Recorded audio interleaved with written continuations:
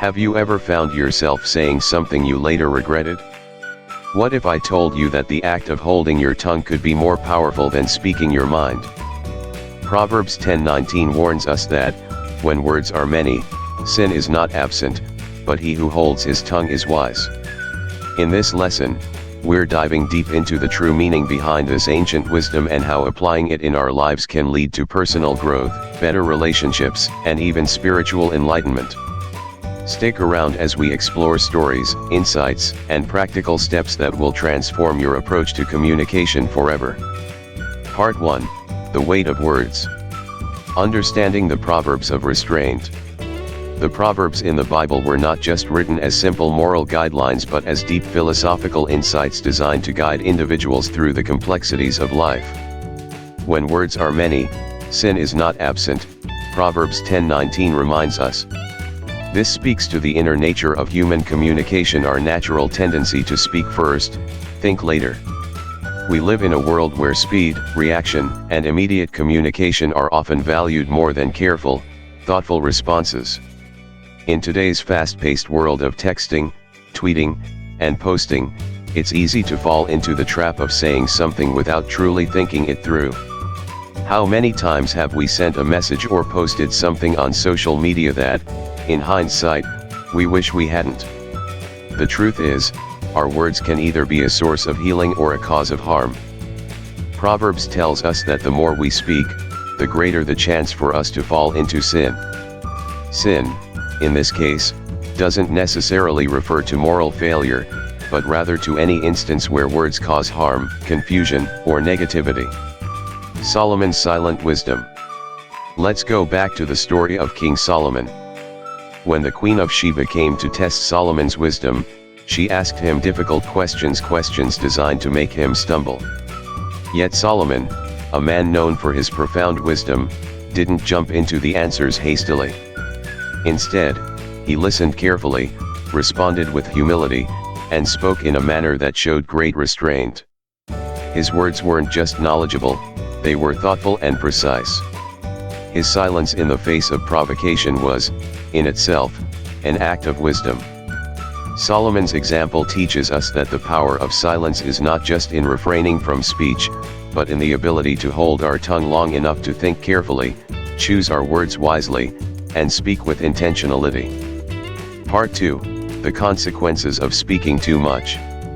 Why we overtalk. Human nature has an innate desire to be heard. From childhood, we're taught to speak up, express our thoughts, and assert our opinions.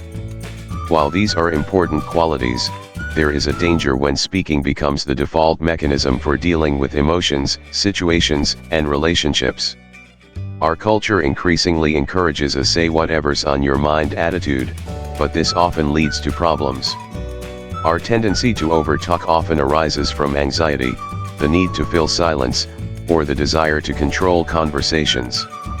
We feel that we need to fill gaps in communication, either because we're uncomfortable with silence or because we want to be validated. The truth is, the more we speak, the greater the chance we'll inadvertently cause harm. The cost of oversharing. Take, for example, the story of Anna and Peter. Anna, a well-meaning friend, was caught up in the excitement of a conversation at a party. She kept talking about an issue Peter had been struggling with, without considering that it wasn't her place to speak about it in front of others. She thought she was helping by being honest, but instead, her words exposed Peter's vulnerabilities, making him feel embarrassed and hurt.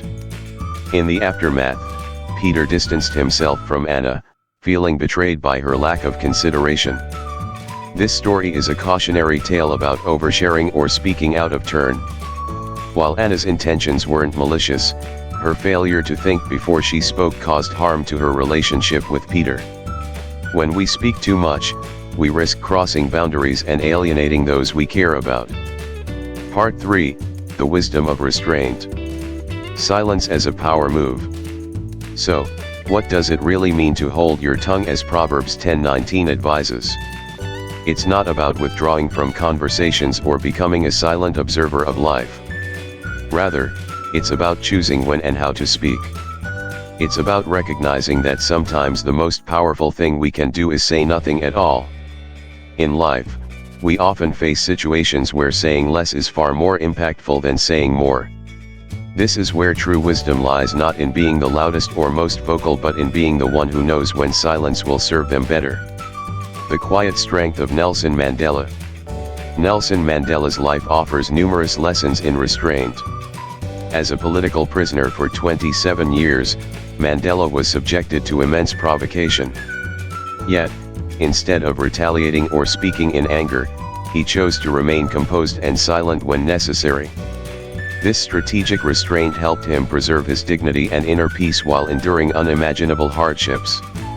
His ability to control his speech even in the most trying times allowed him to keep a sense of authority and wisdom.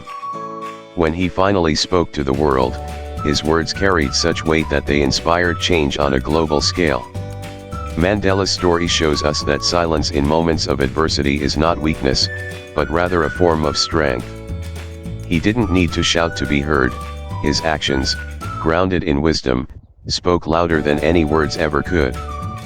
Part 4. The benefits of speaking less and listening more. The power of listening.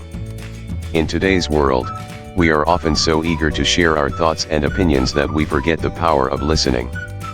True wisdom lies in knowing when to speak and, just as importantly, when to listen.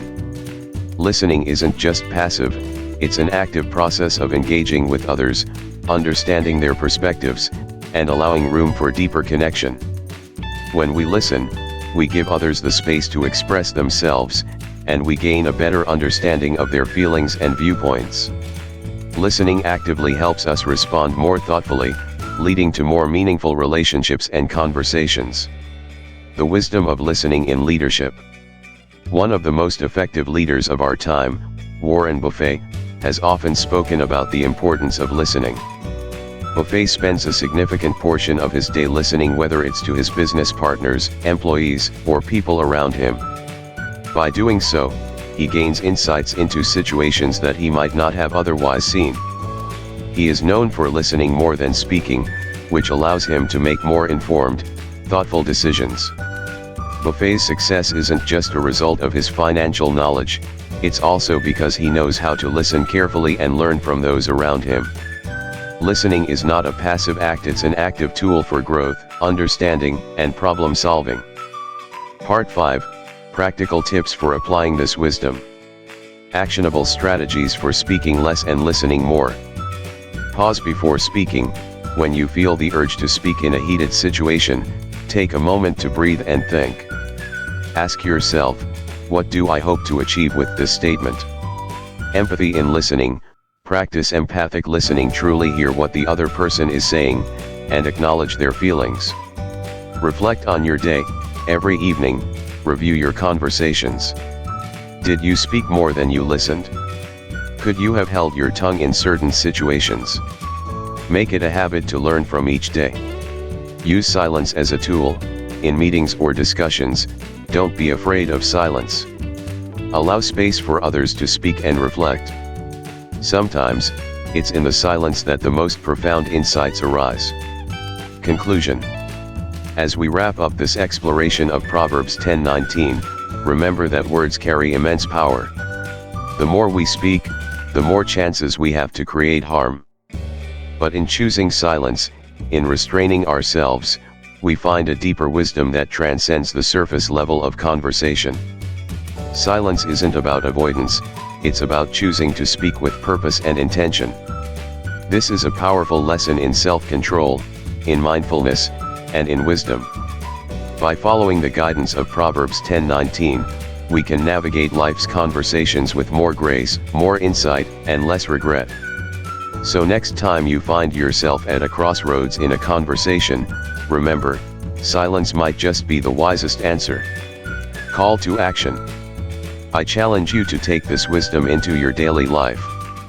The next time you're in a conversation, try holding back, thinking twice before speaking.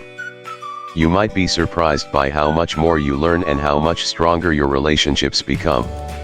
Let's continue this conversation. Share your experiences and thoughts in the comments below.